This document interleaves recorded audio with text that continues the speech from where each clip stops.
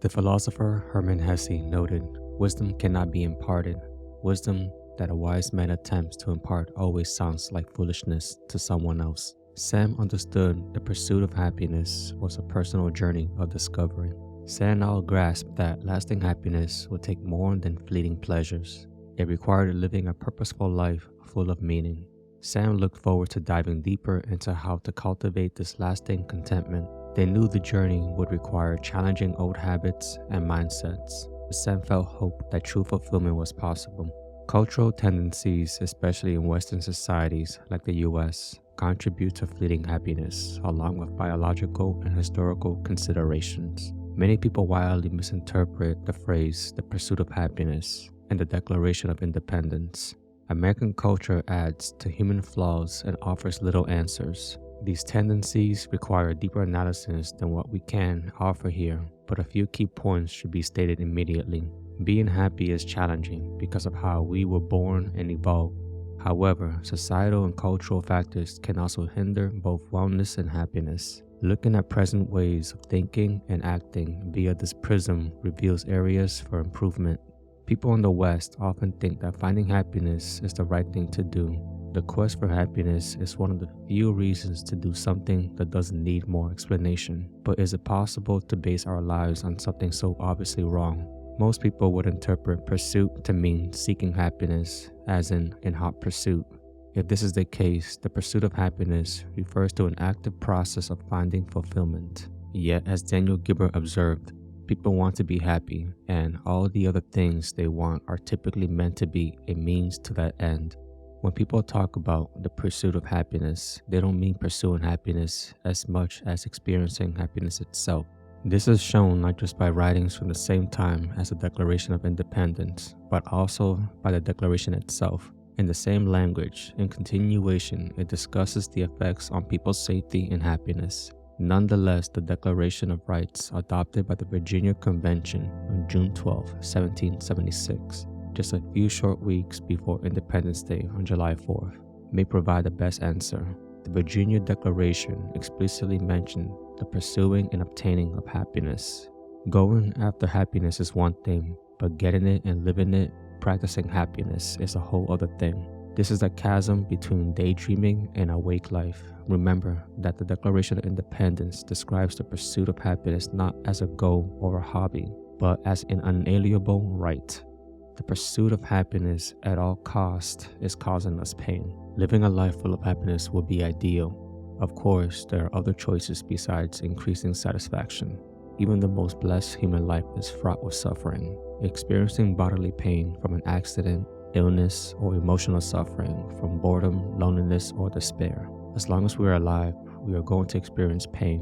One way to drive pain into almost every individual is with a declining economy. Reading about American culture's fixation on chasing happiness, Sam saw aspects of himself reflected. Like many Americans, Siddhartha also initially believed obtaining happiness was an end goal to strive for. However, Sam now understood that lasting joy comes from within. Just as Siddhartha learned during his spiritual journey, their eyes were open to the futility of viewing happiness as some destination or goal to seize. Sam aspired to savor the journey instead. While modern life provides many conveniences, economic factors like stagnant wages and rising costs have bred discontent for many. Sam could relate, frustrated by making less money while expenses like healthcare and rent rose exponentially. This economic instability contributed to Sam's unhappiness, leading to questions of life's purpose. Like Siddhartha, Sam realized finding lasting fulfillment would require looking beyond material wealth. What practical needs mattered, happiness would come from simplicity and generosity, not status. This revelation aligned with philosophies explored later. Despite modern prosperity, flaws in today's economy cause suffering, revealing happiness arises internally, not externally. Financial challenges were opportunities for Sam to refine priorities and values. Sam, thinking back on platitudes offered at their uncle's funeral, "He's in a better place now," mourners had said, intending comfort, but Sam knew such toxic positivity only intensified grief. Dismissing painful emotions as unacceptable could not nurture true healing. As Whitney Goodman observed, healthy positivity means making space for both reality and hope. Toxic positivity denies an emotion and forces us to suppress it. When we use toxic positivity, we are telling ourselves and others that this emotion shouldn't exist. It's wrong, and if we try just a little bit harder, we can eliminate it entirely. This phenomenon has roots in history and culture. In the 19th century, the prevailing Calvinist outlook was deeply pessimistic about human nature. Then the New Thought movement, pioneered by Phineas Quimby, gained popularity by promoting the power of optimism and positive thinking. Quimby believed illness could be cured by adjusting one's mental frame. His teachings heavily influenced the development of medical and psychological fields. Thinkers like Napoleon Hill built on this foundation in best-selling books that urge adopting a positive mindset to achieve success. But in the 21st century, insisting on constant positivity became twisted into something unhealthy. Toxic positivity now pervades society, from self-help books to social media. Dismissing negative emotions or shaming others for expressing them causes harm. Sam cringed thinking back on times they had slathered on a fake smile, insisting all was fine when turmoil roiled inside. Thinking of Siddhartha on his spiritual journey, Sam vowed to acknowledge their own fuller range of emotions rather than repressing anything. Like Siddhartha, Sam would maintain hope while being open and authentic. Healthy positivity will come from openness, not denial. While convenience is a hallmark of modern living, it has yet to exactly lead to increased contentment.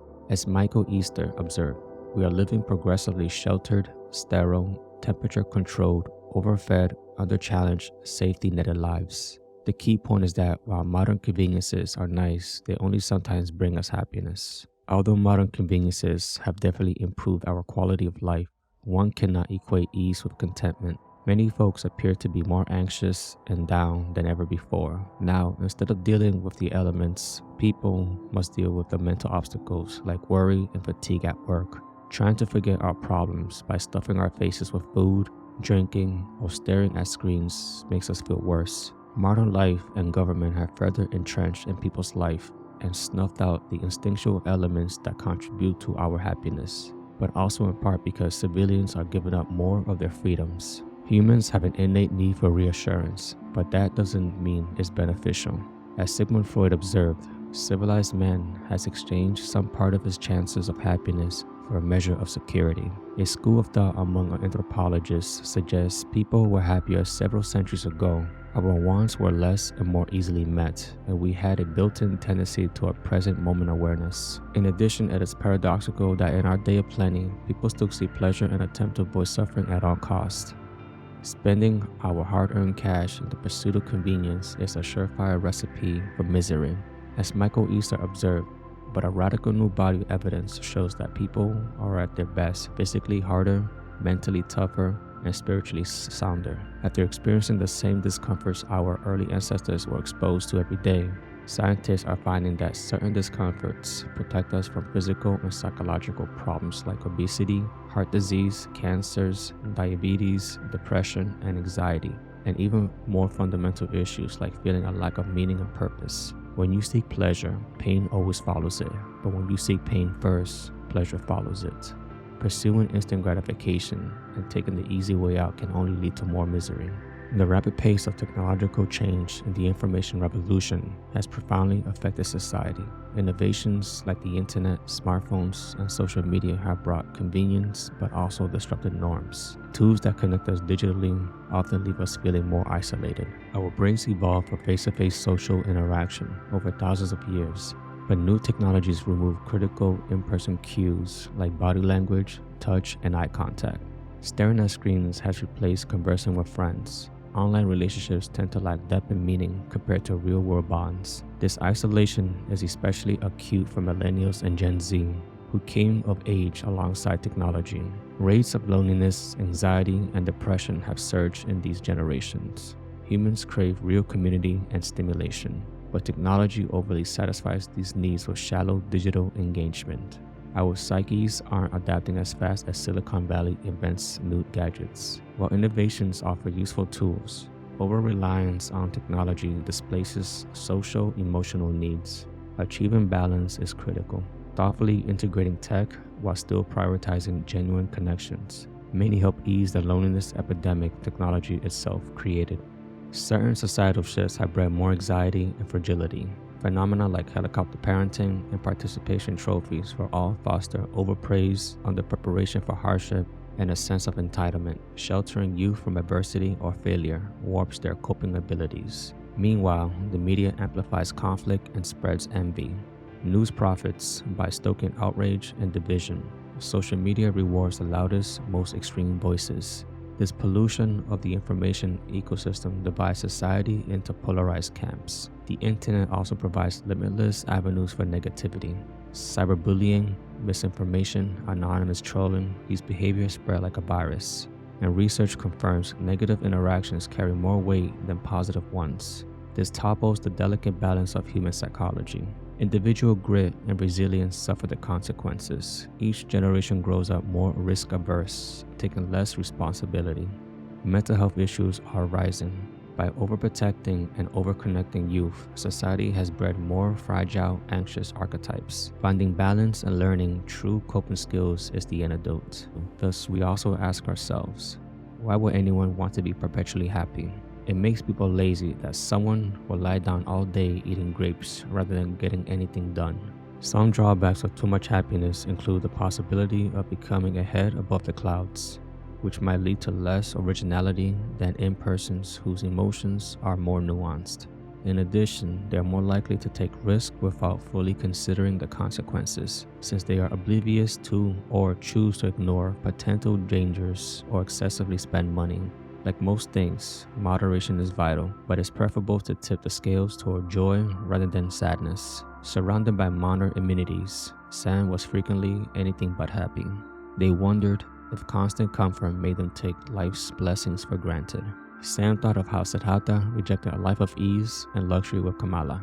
Instead of living simply as an ascetic and ferryman, he found greater purpose in those unconventional lives. Seeking convenience above all had led to emptiness for Sam. Like Siddhartha, Sam longed for simpler times, but life meant more than chasing the next luxury.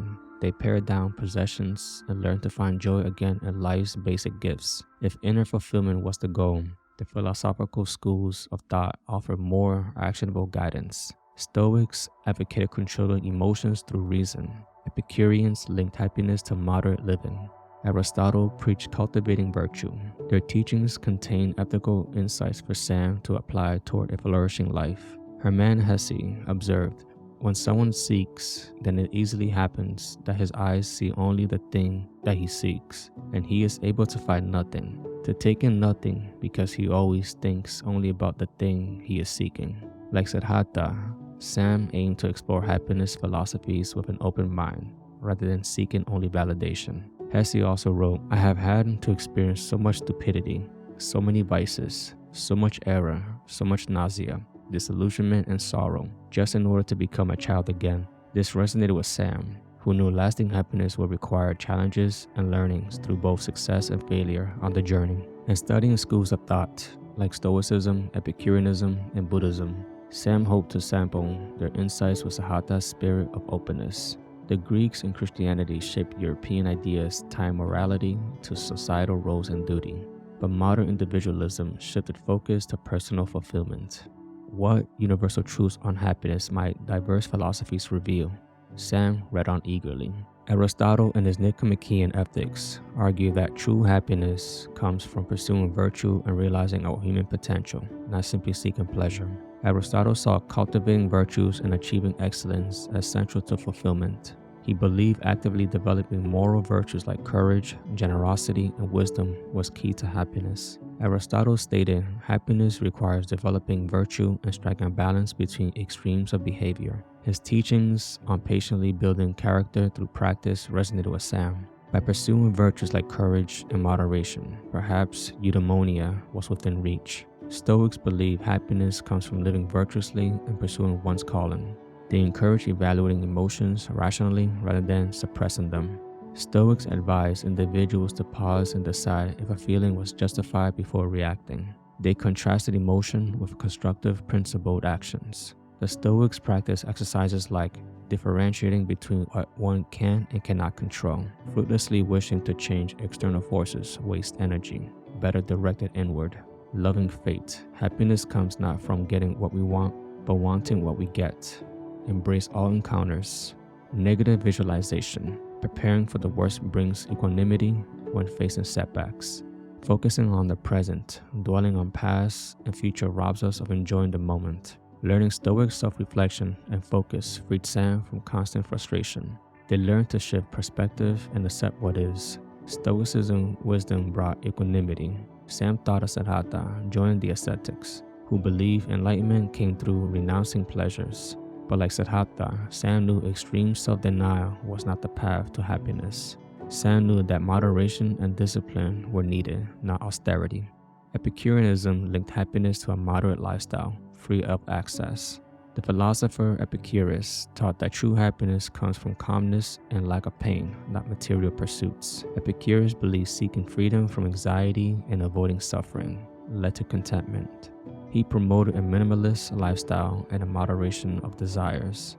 Epicurus stated that to find inner calm, one must master appetites and avoid overindulgence. Living temperately and virtuously was central to his teachings. The call to restrain desires deeply resonated with Sam. They saw that finding fulfillment in simplicity and moderation could be freeing. Sam need not to be enslaved by material cravings. The 13th century philosopher Thomas Aquinas believed perfect happiness is found in the contemplation of divine things and the beatific a vision of God. Aquinas agreed with Aristotle that cultivating virtue leads to happiness, but saw perfect joy as only achievable through contemplating the divine. Aquinas stated, perfect happiness consists entirely in contemplation of God, while imperfect happiness combines contemplation and virtuous action. Though reason brings some joy, ultimate fulfillment comes from unity with God. Jesus Christ also outlined principles for happiness through virtuous living. His two great commandments were, love the Lord your God with all your heart and soul and mind and strength, and love your neighbor as yourself. Loving God fully requires total devotion of one's emotions, intellect, essence, and abilities. Loving neighbor selflessly involves patience in removing feelings of superiority.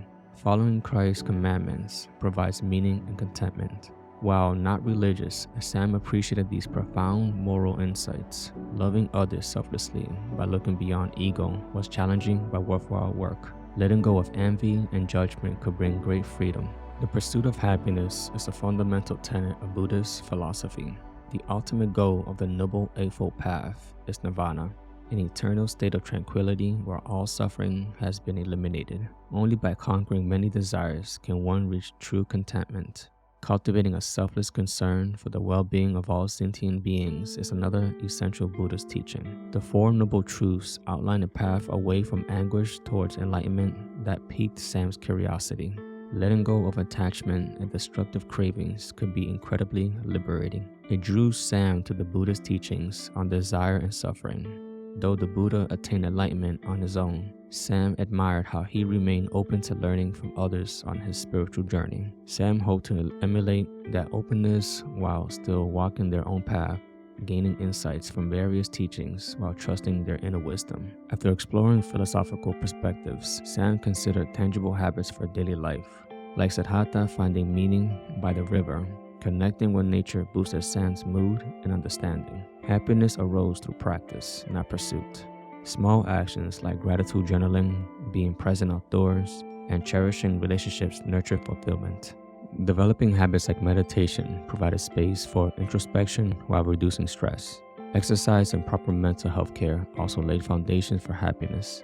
Overall, integrating simple joy-boosting rituals created positive ripples, reaching all aspects of Sam's life. The Stoics recognized perception shapes meaning. As Shakespeare wrote in Hamlet, there is nothing either good or bad, but thinking makes it so. Reality is not fixed. Our thinking and perspective give situations their meaning. Stoic philosopher Epictetus advised accepting circumstances as they unfold, stating, do not seek to have events happen as you want them to, but want them to happen as they do. Rather than exerting energy wishing life was different, he encouraged embracing reality. Similarly, Seneca the Younger observed, there are more things to alarm us than to harm us, and we suffer more often in apprehension than reality. Much suffering arises from our fears about potential outcomes rather than actual events. Sam took these lessons to heart. Like the Stoics, Sam aimed to focus efforts on what was within their control. Rather than getting frustrated by externals, equanimity emerged from shifting perspectives, not changing conditions. Events were transient, but peace could be found by controlling reactions. The Roman poet Horace coined the Latin phrase Carpe Diem to mean seize the day.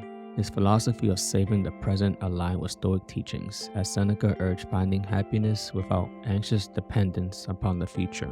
Dwelling on past regrets or future worries robs us of enjoying the gifts of the moment. For example, when debating whether to try a new hobby like painting, overanalysis often leads to inaction. Taking the Carpe Diem approach means trying it. Either you discover a new passion or gain the life experience of having pursued it. As Horace wrote, "Even while we speak, envious time has passed. Pluck the day, put little trust in tomorrow." Rather than idle speculation, Carpe Diem calls on us to make each day count. While pleasure provides temporary satisfaction, lasting fulfillment comes from purpose. As Aristotle wisdom resonates, realizing our human potential leads to eudaimonia. Maslow also saw self-actualization as the highest need. If a career lacks meaning, exploring new directions can unveil purpose. Happiness often arrives not from planning, but helping others in discovering significance in the unknown. Though practical, Sam knew simply seeking self-gain would not satisfy them. A higher purpose beckoned. The term virtue refers to admirable qualities that were crucial for happiness in ancient cultures. However, as Aristotle stated, true happiness flows from the possession of wisdom and virtue, and not from the possession of external goods. Unlike some societies, Western students are often only encouraged to reflect on morality rather than practice virtuous acts. But virtues have practical implications. Recognizing and cultivating them is vital for an ethical life. Developing a virtuous character provides confidence in one's principles. It sets us apart from the crowd, allowing our values to guide decisions rather than external pressures. Practicing charity also fosters connection with others. Aristotle saw virtue development as integral to fulfillment. While discussing virtues abstractly, we must actively live them. Cultivating virtues foster connections, boost self-worth, and promote well-being. Kindness and integrity build strong relationships and lead to fulfillment. Altruism, focus on helping others while also benefiting oneself, is a powerful path to happiness. Humans have an innate need for love and belonging. Relationships provide meaning, especially during hardships.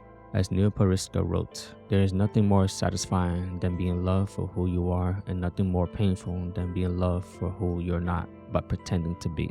Authentic bonds offer vital companionship and support. As Sigmund Freud observed, love and work are the cornerstones of our humanness. Love fulfills our need for connection, while work provides accomplishment. Without these two elements, Freud believed we lack essential fulfillment. Sam aimed to strengthen ties to family and friends, focusing on generous giving over getting. The philosophies made clear that living independently was key to happiness. Part of love is having genuine pride in oneself.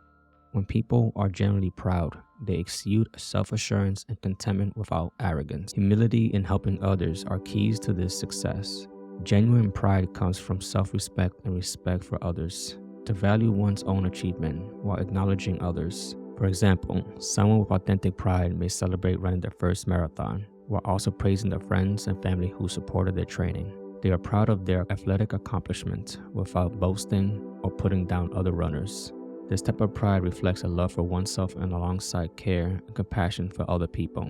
Feelings that are not positive should be recognized as well.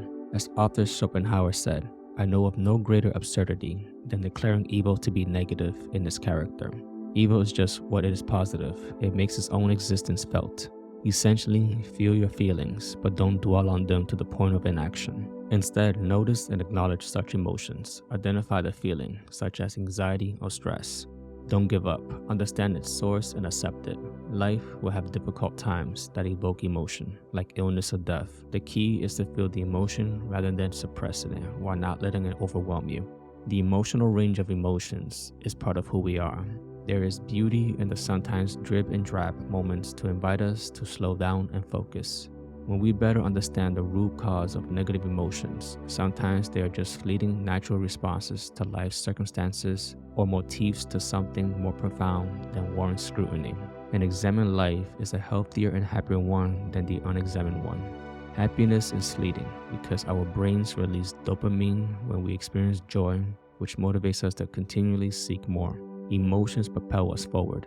The word emotion derived from Latin for to move away. In this way, feelings dislodge our inertia and inspire action. A moderate degree of sensory pleasure can promote contentment. However, hyper-rational people often cannot balance intellectual pursuits with activities providing positive bodily sensations. They may see physical experiences as primitive, overthink happiness, and neglect to prioritize it.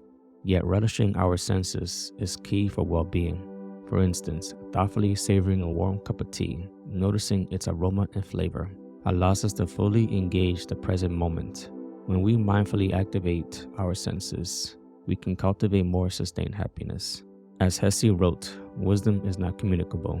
The wisdom which a wise man tries to communicate always sounds foolish. This reminded Sam that while guidance could be useful, lasting happiness ultimately comes from within. It gave him hope to know fulfillment could grow through small, consistent actions tailored to their own inner needs and values. The habits would help reveal Sam's unique path, but the journey itself was personal. Diving deep into the pursuit of happiness filled Sam with renewed motivation. Yet, as Hesse wrote, wisdom cannot be imparted. Sam understood others could not grant lasting fulfillment, only discovered through personal experience. Still, the journey had shattered assumptions and oriented Sam toward inner peace. They now saw that happiness arose by living purposefully, not chasing desires. This knowledge was a compass pointing the way forward. The path to joy would be complex, demanding perseverance and an openness to change old habits. As Hesse observed, when someone seeks, then it easily happens that his eyes see the only thing that he seeks. Sam would need to explore with an open mind without rigid expectations. But Sam felt hope. With a new perspective on the cultural forces and human nature underlying the pursuit of happiness, they were ready to walk the winding path. Achieving lasting contentment would require actively nurturing it. The journey of 1,000 miles began with a single step. Eyes wide open, Sam took that first step toward the inner light.